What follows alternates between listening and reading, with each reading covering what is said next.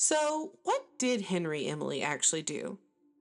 Thanks to the Silver Eyes trilogy, we thought that Henry was the mechanical genius behind the Fazbear animatronics, but Secret of the Mimic has us reconsidering that. After all, it's Fiona who comes up with the characters, it's William who runs Fazbear, and Edwin who develops the endos, springlocks, and mimics. Which means Henry did nothing, right? Like, he was just there. Except we know that can't be true because of Pizzeria Simulator. In-game, we get two speeches from Henry, the canon ending and the insanity ending. Now, the canon ending speech is brilliant and amazing, and I love it. It explains the puppet and gives us insight into what has been happening in the game, but tells us virtually nothing about Henry. We can guess from his old friend comment that he has known William for a long time. There's also the fact that he has the power to dissolve Fazbear. This would mean he is at the top of whatever is left of the company. The insanity ending gives us a lot more to go on for Henry as a person. First off, we suspect that he designed Lefty from the blueprints, and the fact that Edwin and William are both dead at this point and should be resting in their grave, although we know for sure William is not.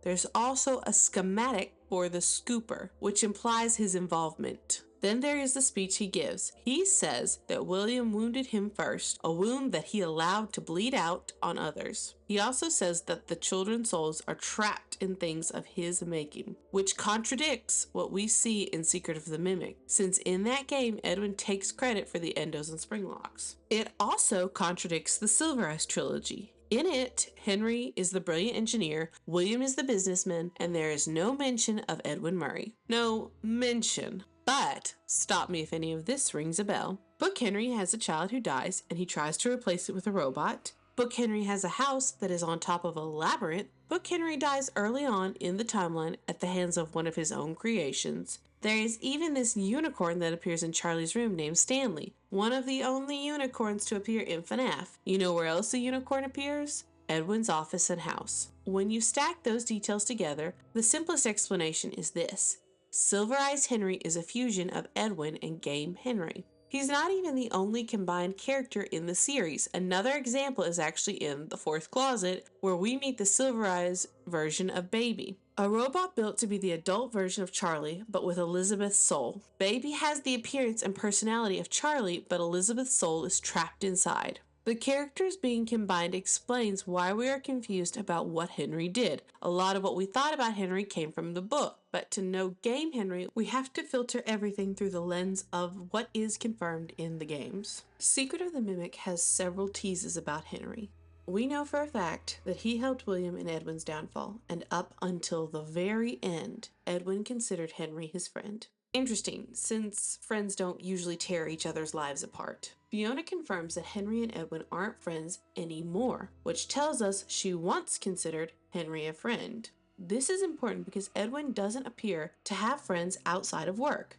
Messages from Mr. Helpful, birthday parties in the office, and his focus on work over family all suggests that anyone he calls a friend was probably an employee at some point. Even his wife was a former employee. If Henry was ever Edwin's friend, it's likely he worked for Edwin. Then there's this log in the admin wing. It's significant for two reasons. First, it shows William was actively trying to tear apart the MCM. Second, it offers a franchise to an admin currently working there. The franchise detail is key because we know that Henry ends up being a business partner, but it's possible he started out as a franchise owner. Franchises that do extremely well can buy their way into ownership of the business. A real-world example of this is Ray Kroc, who went from owning a McDonald's franchise to buying out the McDonald's brothers, which means this message could have been to Henry, who leaves the MCM and then slowly peels away other employees. But why? How does a friend become an enemy? The answer lies in creative rights. In Pizzeria Simulator, Henry says, "trapped in my creation," referring to the possessed animatronics. This confirms he developed some components of them. That is a locked-in fact. If the MCM held legal rights to the springlocks and endos, but Henry created them, his connection to the company becomes clear. Employees often don't own the ideas they develop while working for a company, which is standard practice. It's not inherently wrong, but it can create tension if the work is deeply personal or the employee feels underappreciated. The puppet blueprints in Edwin's secret office illustrate this perfectly. The puppet has always been linked to Henry through his daughter Charlie. Its presence in Edwin's office suggests the company claimed one of Henry's personal creations. Later, the file is redacted, possibly because Fazbear now owns the MCM and Henry has reclaimed control of his work. Henry's line in Insanity ending, "A wound inflicted first on me," also makes sense in this context. He resented Edwin for claiming his work and sees William's plan to dismantle the MCM as an opportunity. William may be ruthless, but he offers Henry creative control under Fazbear. It's a chance to finally escape Edwin's shadow and be appreciated for his own ideas. That's why Henry leaves the MCM and takes others with him. But the story doesn't stop there. This line of thought gives us something that has always been confusing in the timeline: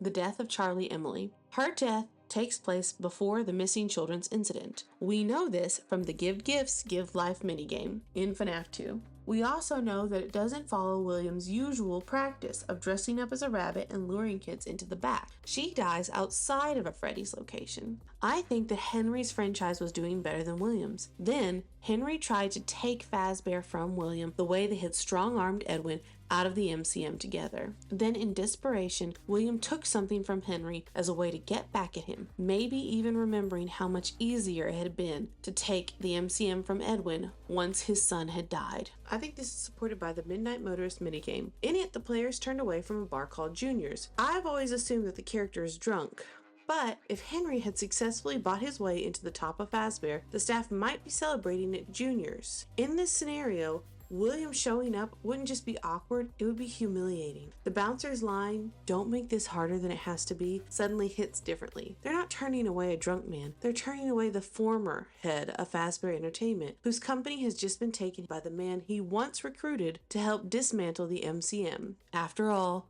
turnabout is fair play. There is another interpretation to the story. It's possible that when Fazbear took over, Henry simply updated the endoskeletons. After all, we know that there are several generations of endos, but I don't feel like it accounts for everything we see in the two games. Like why Henry would say he was the first wounded when Edwin was the first, destroyed by William. It also doesn't explain why the puppet, a design that is always deeply associated with Henry, would be in Edwin's secret office. I also like my interpretation because instead of Secret of the Mimic being a retcon or working against the original games, it adds texture to character stories. But let me know what you think, and thanks for watching.